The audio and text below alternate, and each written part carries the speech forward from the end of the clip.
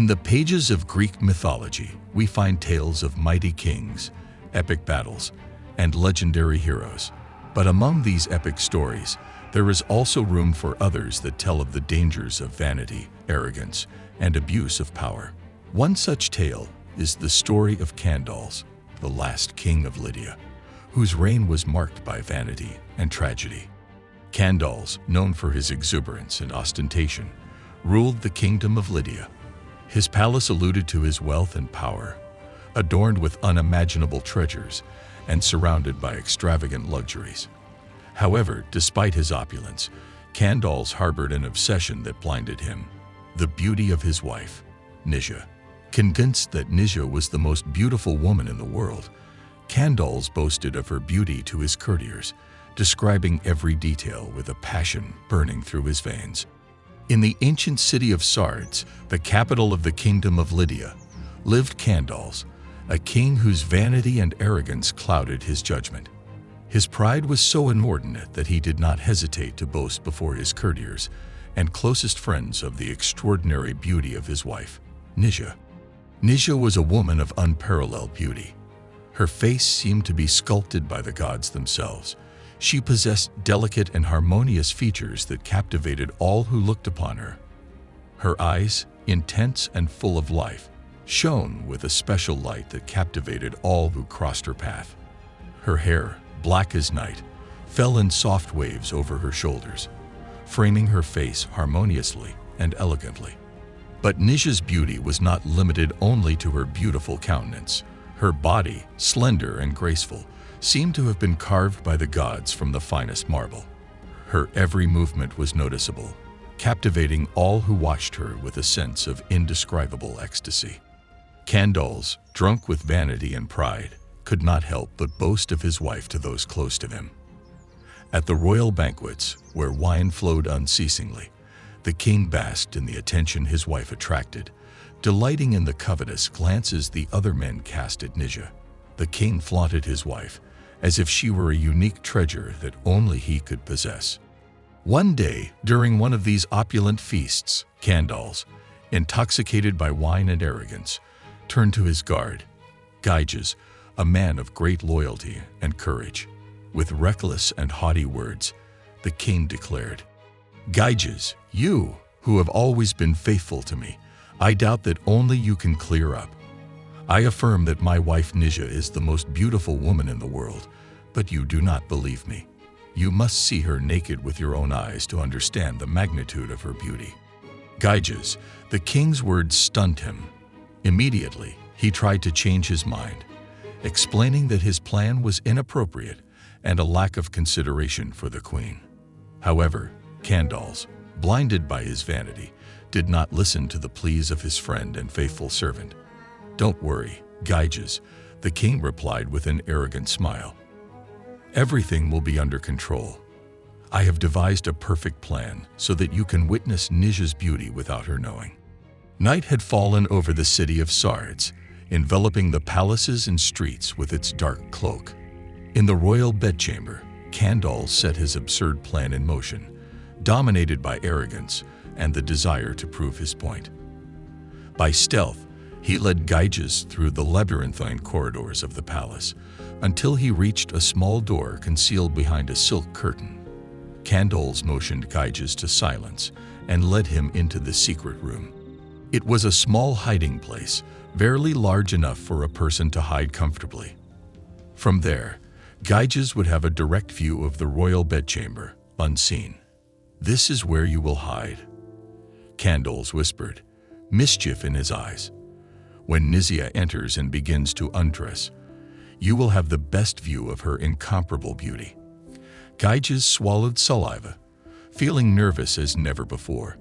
He knew that this was madness, but curiosity and carnal desire drove him to obey the king's orders. Candaules left the secret room, leaving Gyges alone in the gloom. The minutes passed with torturous slowness, while Gyges waited, holding his breath. Suddenly, the door to the royal bedchamber opened, and Nyssia entered with feline grace. Her dark hair cascaded over her bare shoulders, and her skin seemed to glow with radiance. Gyges held his breath as he watched Nyssia slowly begin to untie the belt of her robe. The fabric slid down her body, revealing the sinuous curves that had captivated the king himself. Nyssia's every movement was like a hypnotic dance, each gesture charged with an innate sensuality. Gyges found himself unable to look away, captivated by the sight of such beauty. When Nyssia was completely naked, Gyges' heart pounded in his chest. He had never seen anything so beautiful before. A fire was burning inside him as he watched Nyssia. She, oblivious to the gaze watching her, moved about the room as she prepared for sleep.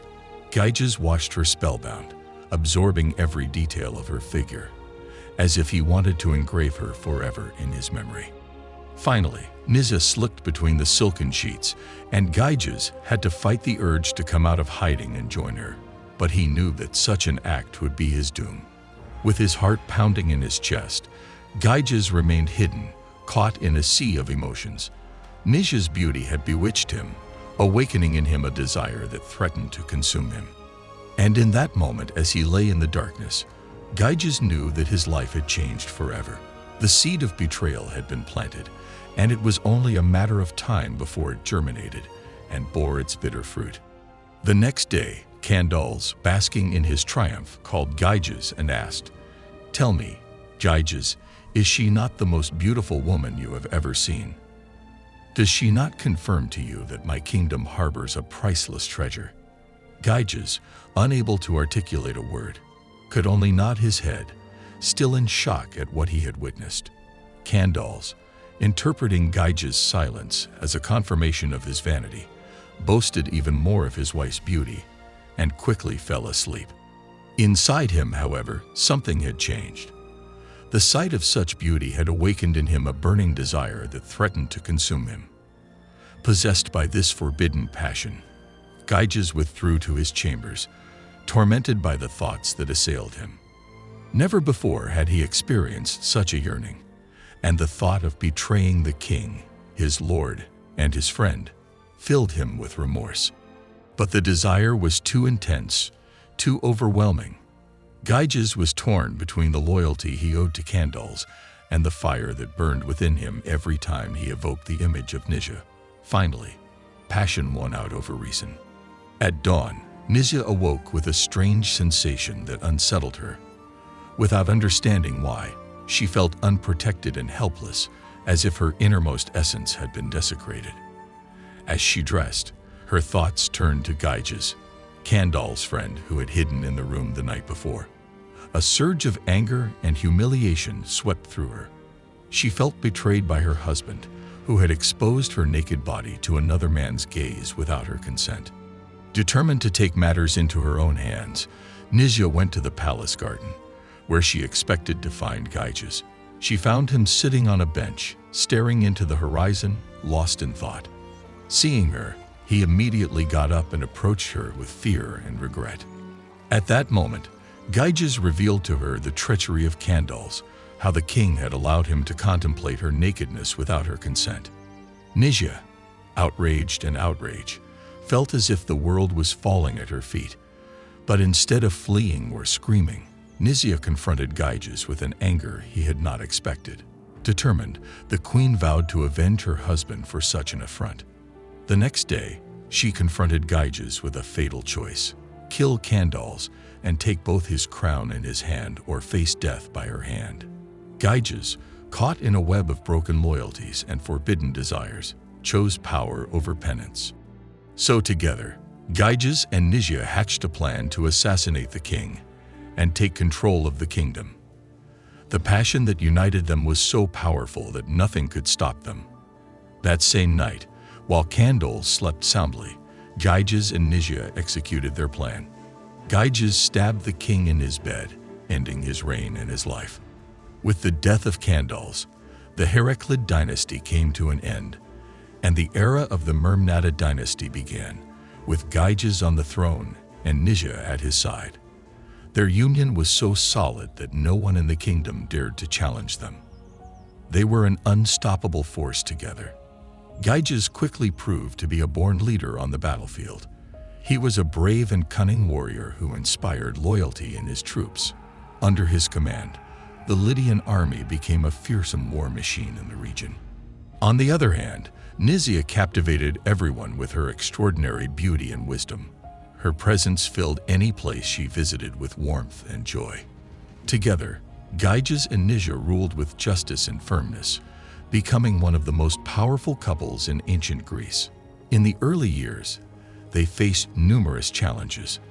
There were attempts to overthrow them by ambitious nobles who did not accept their ascension to the throne.